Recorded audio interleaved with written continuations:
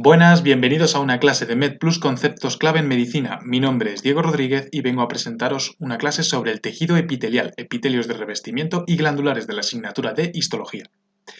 En los últimos años cada vez caen más preguntas de anatomía patológica. De hecho, hace poco cayó una pregunta sobre este tema, por lo que no sería raro que volviera a caer. El objetivo, por tanto, de esta clase es intentar perderle el miedo a las preguntas de anatomía patológica y, sobre todo, asentar una serie de conceptos básicos de cara al intensivo. Ya veréis cómo al final esta clase es más fácil de lo que parece. Pues sin más, vamos a ello. En primer lugar, ¿qué es un epitelio? Bueno, pues el tejido epitelial es aquel que tapiza la superficie del cuerpo, reviste las cavidades corporales y forma las glándulas. Entre las características del tejido epitelial cabe destacar que es un tejido avascular, es decir, carece de vasos sanguíneos, como ocurre con otros tejidos del organismo como puede ser el tejido cartilaginoso o la córnea en el globo ocular.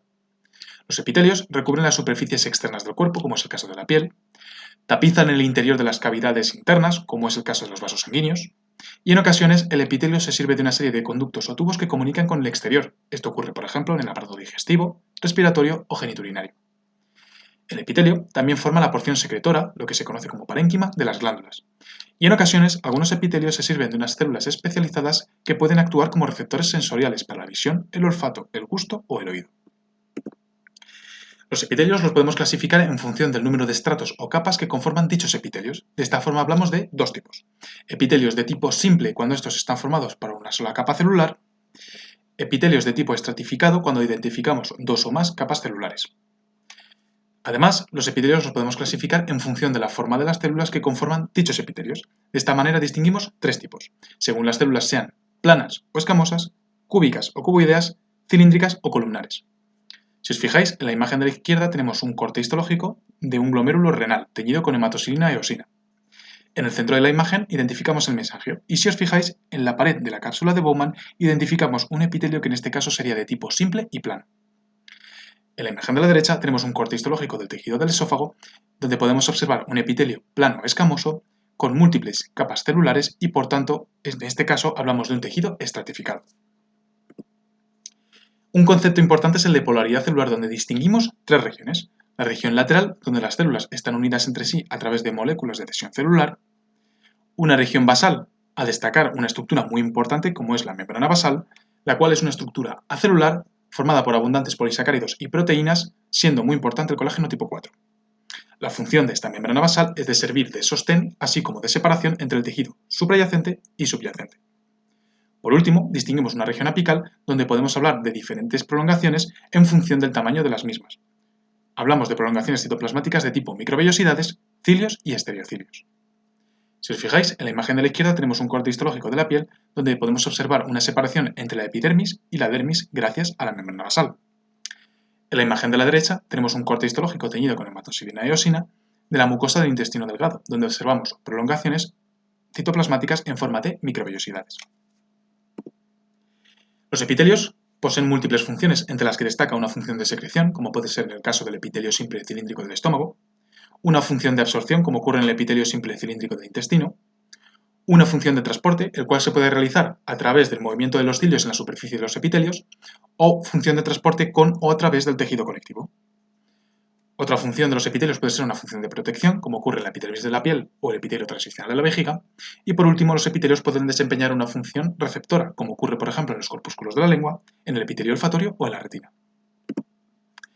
Habíamos dicho al principio de la clase que el tejido epitelial forma las glándulas, las cuales las podemos clasificar en dos tipos, glándulas exocrinas y glándulas endocrinas. Las glándulas exocrinas son aquellas que poseen conductos excretores, a diferencia de las glándulas endocrinas que carecen de dichos conductos. Por tanto, en las glándulas exocrinas la secreción se puede realizar de una forma directa o a través de los conductos que poseen. Sin embargo, los productos de las glándulas endocrinas son liberados directamente al torrente sanguíneo.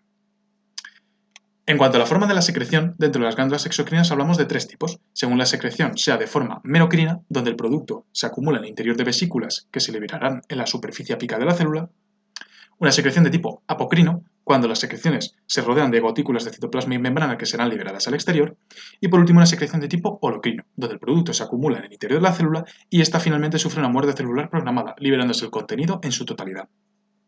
Dentro de las glándulas endocrinas hablamos de un tipo especial como es la secreción paracrina, donde la célula de un tejido libera su producto o su secreción a una célula vecina. Por último, en el caso de las glándulas exocrinas podemos diferenciar a su vez tres tipos de secreción, Y hablamos de secreciones serosas cuando se trata de secreciones claras, acuosas, con abundante contenido de proteínas, y este tipo de secreción es la más abundante.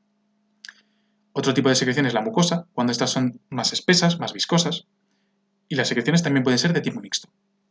Sin embargo, en el caso de las glándulas endocrinas, el producto de estas es lo que conocemos habitualmente como hormonas.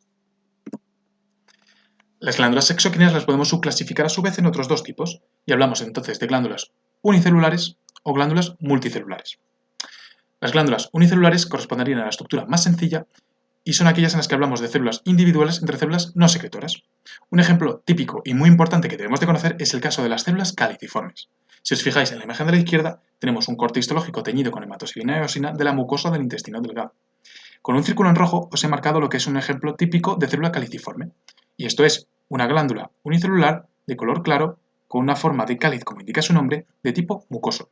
Si os fijáis, las células caliciformes se sitúan entre células no secretoras de tipo cilíndrico o columnares.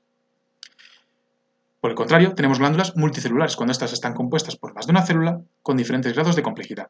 Y en la imagen de la derecha tenéis un ejemplo típico de glándulas multicelulares, como es el caso de la mucosa de tipo gástrico o antral. Por último, para que veáis que nos pueden preguntar por este tema.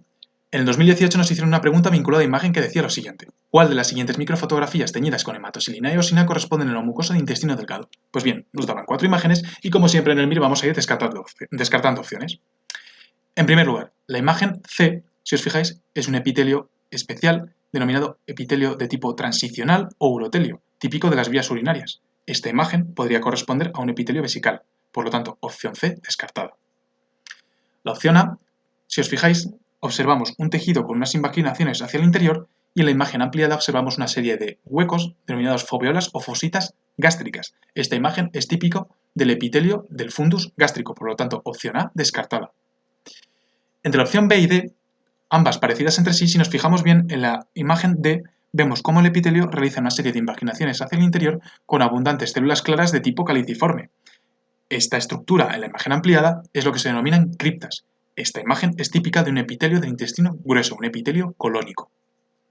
Por último, en la imagen B, si nos fijamos, vemos un epitelio con múltiples prolongaciones citoplasmáticas en forma de microvellosidades que conforman lo que se conoce como ribete en cepillo.